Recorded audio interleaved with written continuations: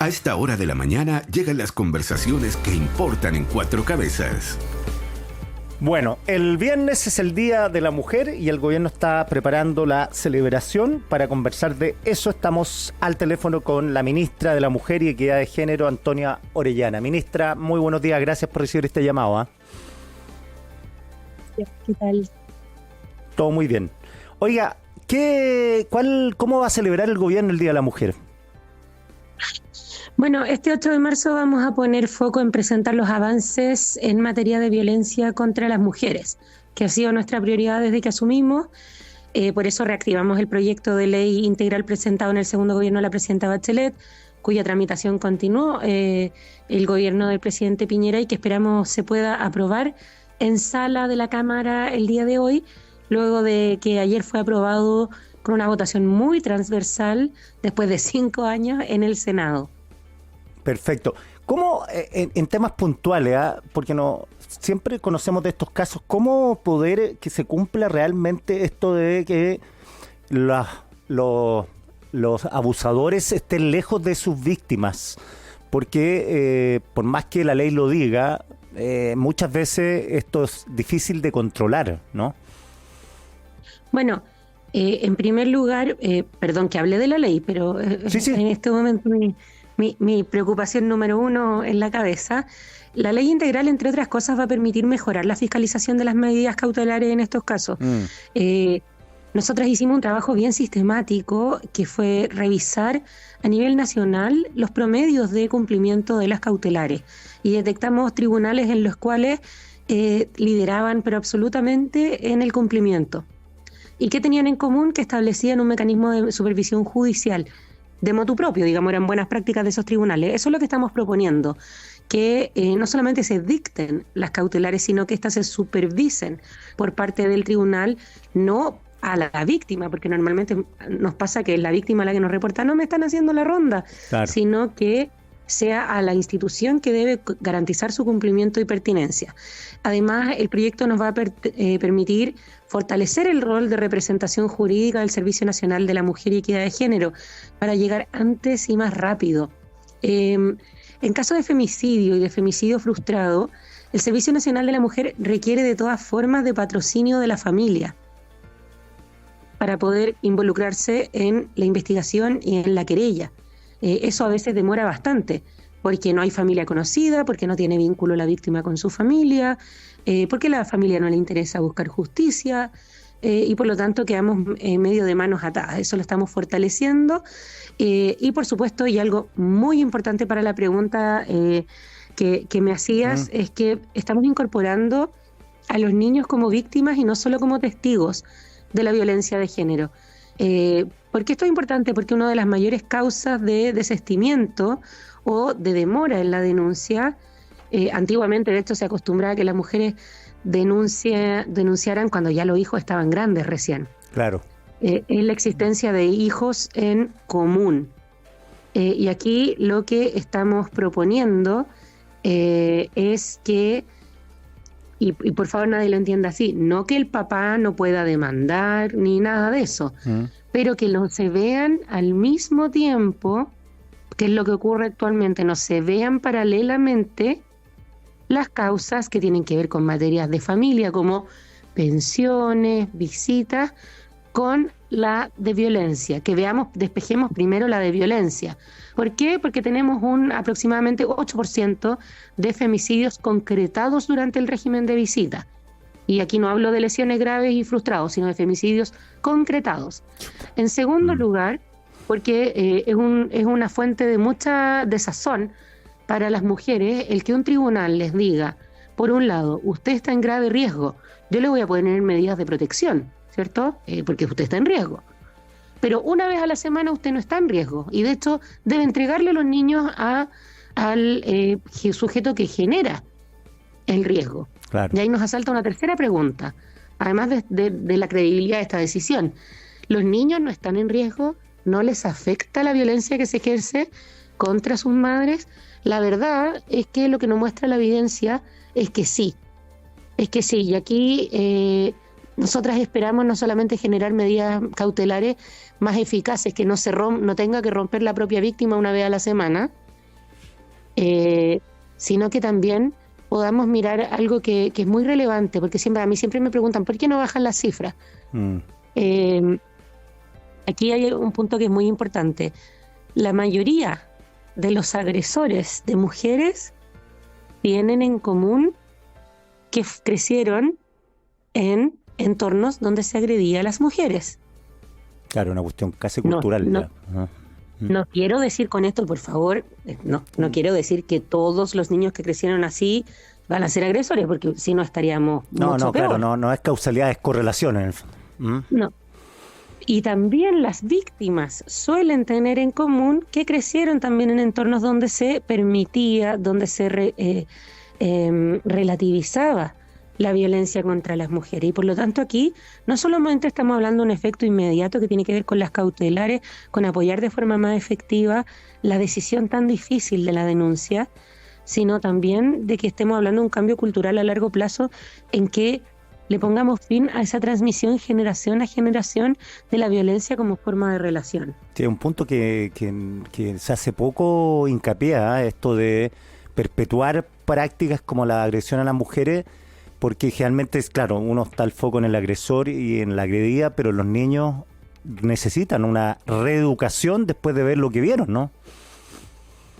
Necesitan sobre todo acogida y protección, y lo que estamos proponiendo es que la reciban precisamente a través del programa de apoyo a víctimas. También algo muy importante, estamos incorporando a las adolescentes en este proyecto de ley, porque actualmente el servicio de mejor niñez y digamos los programas especializados en niñez se abocan más a temas de maltrato por parte de tutores o familiares, no así pololeo, y por lo tanto la verdad es que hoy el Cernamec no puede representarlas por ser menores de edad, y por el otro lado tampoco, porque no está dentro de sus funciones, y por lo tanto tenemos un gran desamparo de las adolescentes, sobre todo con todo lo que se ha avanzado en incorporar el pololeo y no solamente las relaciones con convivencia. Así ¿Son altas las cifras? Ese es otro punto relevante. ¿Son altas las cifras de violencia en los pololeos? Sí, y estamos muy preocupados, y por eso este año nuestro foco para preparar la campaña anual de prevención está en los jóvenes. De hecho, estamos haciendo focus conversados, preguntándole a los jóvenes de verdad, digo, que a mí siempre me dicen que soy ministra joven, me refiero a los que están ahí entrando a la universidad, ¿qué opinan de la violencia? ¿Por qué? Porque la encuesta de juventudes del año pasado del Instituto Nacional de la Juventud nos mostró algo preocupante, que es que por primera vez en muchos años crecía la validación a la violencia como forma de resolver los problemas en general, pero también dentro de la pareja, en hombres y en mujeres, y por lo tanto es un signo de alarma al que tenemos que responder. Durante este marzo, que siempre es como el mes de la mujer, nuestra Ceremi, junto al Ministerio de Educación, van a estar realizando conversaciones dirigidas en colegios para que podamos ver a qué obedece eso y responder con una campaña de prevención que hable específicamente a los jóvenes en sus preocupaciones. Claro, porque uno pensaba que las nuevas generaciones ya venían con el chip de no agredir a las mujeres con todo lo que se ha avanzado en el último tiempo, pero si es así, estamos en un problema mayor, porque como dice usted, la verdad es que la violencia no tiene la violencia no tiene edad. Nosotras tenemos femicidios lamentablemente a los 16 años y a los 80. Claro, así, ahí está la gravedad. Oiga, estuvo la otra vez acá en este micrófono Nelly Yáñez, la madre, la monja que trabaja en las cárceles, y me quedo dando vuelta lo que contaba ella de, o sea, que tantas mujeres que hay detenidas, que podría haber mucho menos, y también qué pasa con los hijos cuando hasta cierta edad pueden estar en la cárcel, que es un tema ya complicado. Son niños que, contaba la monja, que hacen del cabo que está ahí una persona reconocible, y así crecen, pero después cuando termina esa prerrogativa legal de poder estar con el hijo va a la buena de Dios, nomás por ahí. ¿Cómo se puede enfrentar esto? Y no sé si ustedes tienen una política en torno a la cuestión penal de mujeres mayores que son microtraficantes y quizás no deberían estar en la cárcel, ¿no? Bueno, en primer lugar, yo creo que esto tiene relación directa con las oportunidades que tienen las mujeres, sobre todo las jóvenes jefas de hogar. Esperamos para el Día de la Madre poder anunciar una serie de medidas para las jóvenes madres, porque si hay algo que es un dato duro, es que ser mamá muy chica, con algunas excepciones, es un indicador de pobreza actual y un indicador de pobreza futura. Mira, eso en primer lugar. En segundo lugar, efectivamente, la religiosa León tiene un punto muy importante, que es la situación de las madres de menores de jóvenes de 2 años, es decir, de guaguitas, que están recluidas junto a sus niños porque se estima que el apego con la madre es muy relevante. Yo permanentemente visito las cárceles, hago como visita sorpresa que le dicen, en las regiones a las que voy y también a las cárceles de mujeres de aquí de la región metropolitana.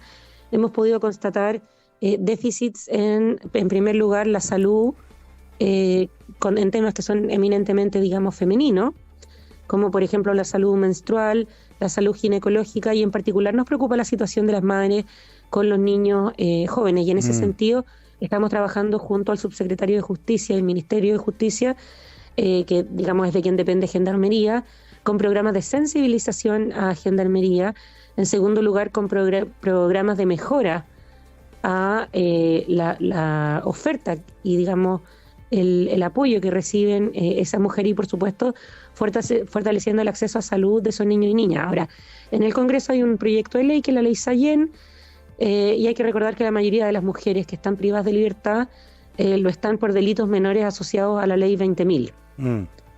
Claro, sí, eso es decir, a la ley de drogas, como tú bien señalabas, claro. Microtráfico. Entonces, esto tiene 2 puntos de entrada. Uno, directamente en las cárceles y cómo apoyamos cuando ya están, pero sobre todo desde la perspectiva del Ministerio, qué oportunidades le damos a esas mujeres para que tengan empleos que permitan sobrevivir. Porque mucho se habla de que busquen un empleo honesto, pero la verdad es que cuando eres jefa de hogar y todo empleo queda a 6 horas posibles de ida y vuelta, y no tienes quien cuide a tu hijo, empiezan a aparecer otras opciones que son menos deseables desde el punto de vista social. Claro, eso explicaba la madre León al final, que claro, como no el microtráfico se hace prácticamente en la casa, era la única alternativa que tenían para recaudar plata para vivir. Además, generalmente son hogares monoparentales. Así es, y por eso también es tan importante nuestras iniciativas que tienen que ver con el apoyo a las jefas de hogar. Nuestra ley de pago efectivo de pensiones de alimentos, que entró en vigencia el año pasado, ha aumentado en un 310% el pago de las pensiones de alimentos. Quiero invitar a todas las personas que tengan vigente al deudor o deudora, porque existe también un 3% de deudora, en el registro de deudores de pensiones de alimentos, a que actualicen su registro social de hogares, porque desde hace unos meses, junto al Ministerio de Desarrollo Social, hemos incluido el registro de deudores en el registro social de hogares. Y eso quiere decir, básicamente, que el Estado va a dejar de considerar que esos niños están recibiendo una plata que en la práctica no están recibiendo, y por lo tanto cambia su puntaje.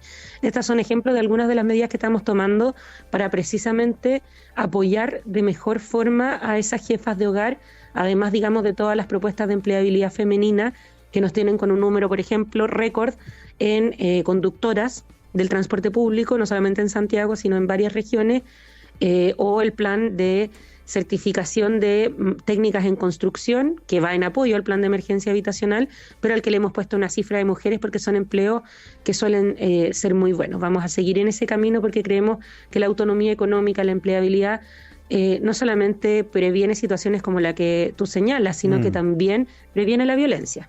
Sí, pues muchas mujeres dependientes de un hogar donde hay violencia precisamente por el tema económico. Así es. Oiga, es un punto relevante la autonomía ahí. De todas maneras, estamos conversando con Antonia Orellana, ministra de la Mujer y Equidad de Género. Ministra, en términos de pedagógico en colegios, tanto de mujeres y de hombres, ¿se hace un trabajo para educar en la relación entre hombres y mujeres y evitar la violencia que usted decía que muchas veces es heredada? Bueno, nosotros tenemos el programa de prevención del Servicio Nacional de la Mujer y Equidad de Género, que precisamente una de sus áreas de intervención a través de charlas y talleres es en los colegios. Ahora, usted sabe, y no lo vamos a negar, que hay una gran resistencia a que podamos hablar de temas de género en los colegios. No lo sabía, ¿sí?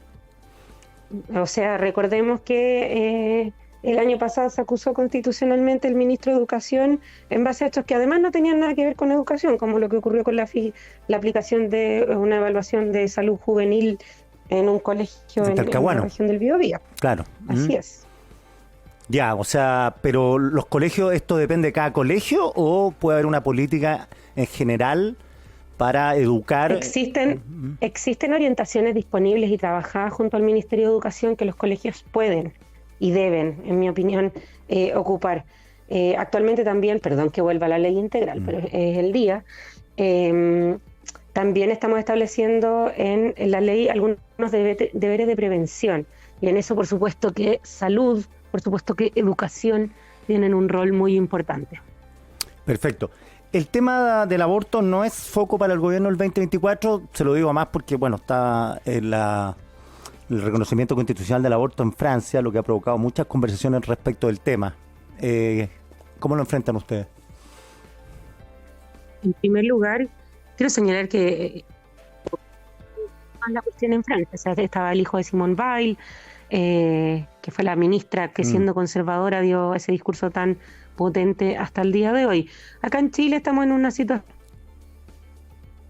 y lo que estamos entre quienes están a favor, porque sabemos que también hay muchas personas en contra y eso forma parte de la democracia, pero estamos buscando como gobierno un acuerdo de quienes están a favor para poder avanzar en aquello.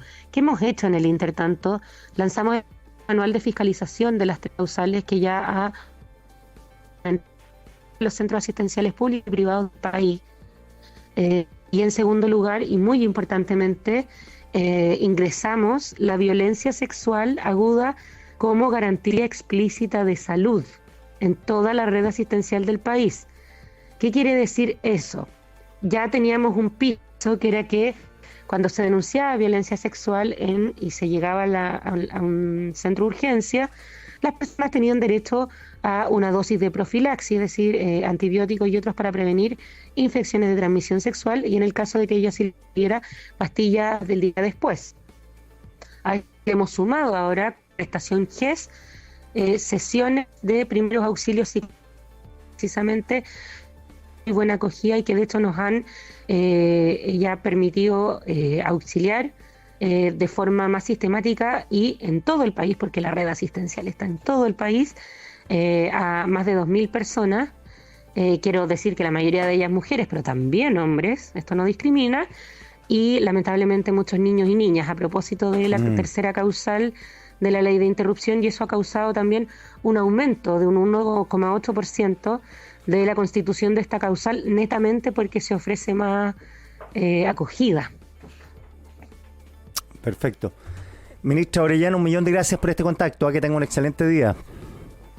Muchas gracias por tener una buena noticia para todo el país, porque creemos que cuando la violencia contra las mujeres retrocede, el país en su conjunto, no solo las mujeres, es el que avanza. Completamente de acuerdo. Muchas gracias. Muchas gracias.